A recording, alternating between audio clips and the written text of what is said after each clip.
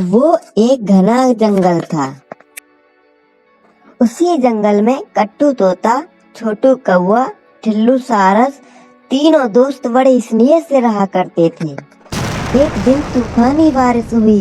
तेज चल रही हवा और बारिश में टिल्लू गोरैया अपने नन्हे दो बच्चों को लेकर उड़ रही थी। जोर की आंधी और बारिश की वजह से उसका घोंसला भी टूटकर गिर गया। सहायता करने के लिए उसका पति भी साथ नहीं था, इसीलिए जंगल में रहने वाले पक्षियों से सहायता मांगने जा रही थी। सबसे पहले वो कौवा के पास गई।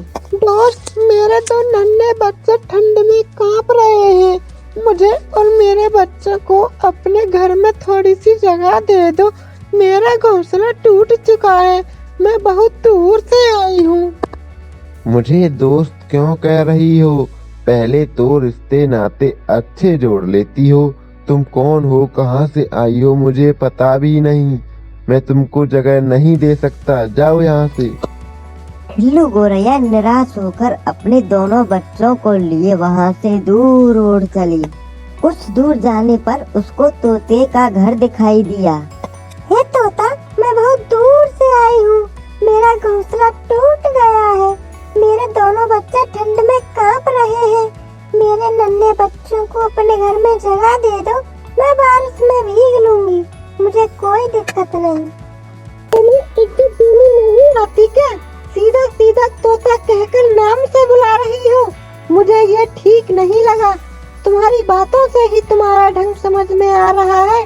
मैं तुम्हें जगह नहीं दे सकता। अच्छा होगा तुम यहाँ से चली जाओ। उसकी बातों का टोनी गोरैया को बहुत दुख हुआ। वो चुपचाप अपने बच्चों को लिए वहाँ से दूसरी जगह उड़ चली।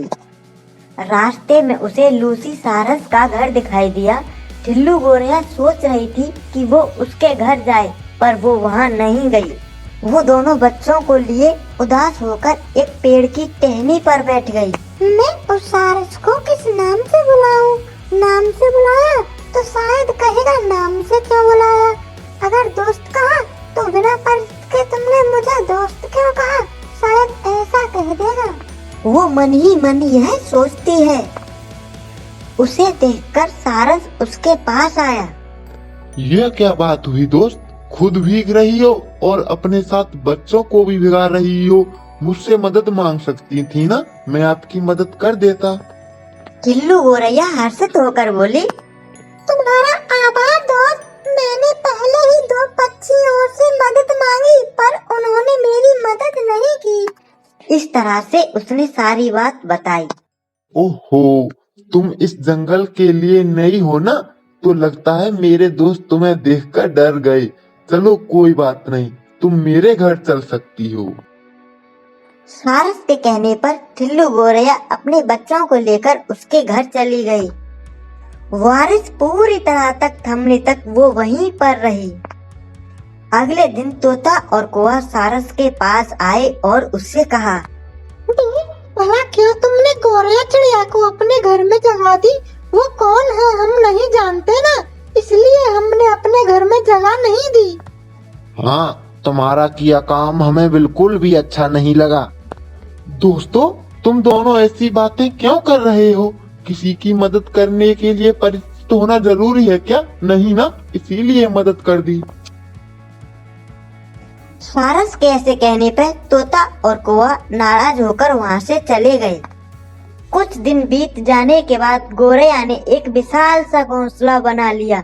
उसकी मदद करने वाले सारस का आभार मानकर गोरैया चिड़िया अपने बच्चों के साथ वहीं रहने लगी। तभी से सारस और गोरैया में बहुत ही अच्छी दोस्ती हो गई। पर कौवा और तोता को इस बात से बहुत जलन होने लगी थी। अचानक टिल्लू सारस बीमार हुआ और अपनी आखिरी सांस गिन रहा था। दोस्त, मैं छोटू तोता और कट्टू कौवा को आखिरी बार देखना चाहता हूँ। कई महीनों से उन दोनों ने मुझसे बात नहीं की है। मैं एक बार उन दोनों को देखना चाहता हूँ। क्या तुम एक बार उनको यहाँ ले आओगे? जरूर दोस्त।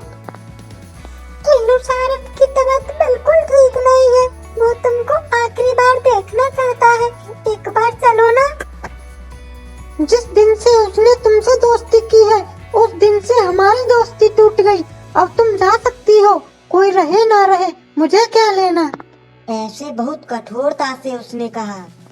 दोस्त ऐसे कठोर मत बनो, सिर्फ एक बार चलो। गोरैया ने बहुत विनती की पर तोता ने मानी ही नहीं।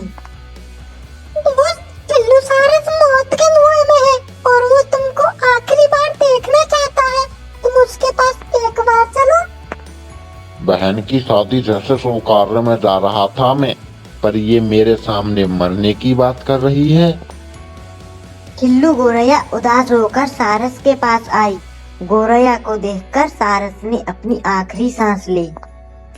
मुझे माफ कर दो ना दोस्त, तुम्हारी आखिरी ख्वाहिश भी मैं पूरी नहीं कर पाई। मुझे माफ कर दो, मैं तुम्हारी मदद नहीं कर पाई। तुमने मेरी इतनी मदद की पर मैं तुम्हारे कोई काम नहीं आई। मैं बहुत ही बदकिस्मत हूँ, मेरा नसीब ही खराब है। गोरैया चिड़िया बहुत दुखी हुई। सारस के जाने के बाद गोरैया चिड़िया बिल्कुल अकेली हो गई थी। अब वह अपने बच्चों के साथ ही समय बिता रही थी, पर छोटू कौवा और कीचू तोता अपनी दुनिया में खुश थे। इस बार की तेज बारिश में छोटू कौवा और कीचू तोता का घोंसला टूट गया और वो बेघर हो गए थे। वे दोनों यूं ही बारिश में उड़ते रहे। उन्हें समझ में नहीं आ रहा था कि वो क्या करें। अब हम अकेले पड़ गए हैं और किसी की मदद भी नहीं मिल सकती। गोरैया चिड़िया को किस मुंह से पूछें? उसकी मदद न करके हमने बहुत बड़ी गलती कर दी। हाँ दोस्त, हमने बहुत बड़ी गलती कर दी। सारस ने भी अपनी आखिरी सांस लेते समय हमसे याद किया था, पर हम वहाँ भी नहीं गए। अपने बर्ताव का उन्हें अब पछतावा हो रहा था। गोरैया ने उन्हें दूर से देखा। दोस्तों, तुम इस बारिश में क्यों भीग रहे हो? चलो मेरे घर। उनको जाने में झिझक हो रही थी, पर गोरैया चिड़िया उनको जबरदस्ती अपने साथ उनको घर ले गई। तोता और कौवा ने गोरैया के घोंसला में ही आसरा लिया। दोस्त, तुम्हारी मदद ना करने पर भी तुमने हमारी मदद की। तुम्हारा बहुत बहुत धन्यवाद। हमने तुम्हारे और लूसी सारस के साथ बहुत गलत किया है, हमें उसका पछतावा है। उन दोनों को अपनी गलती का पछतावा हो गया था। अब वो तीनों ही बहुत अच्छे दोस्त थे।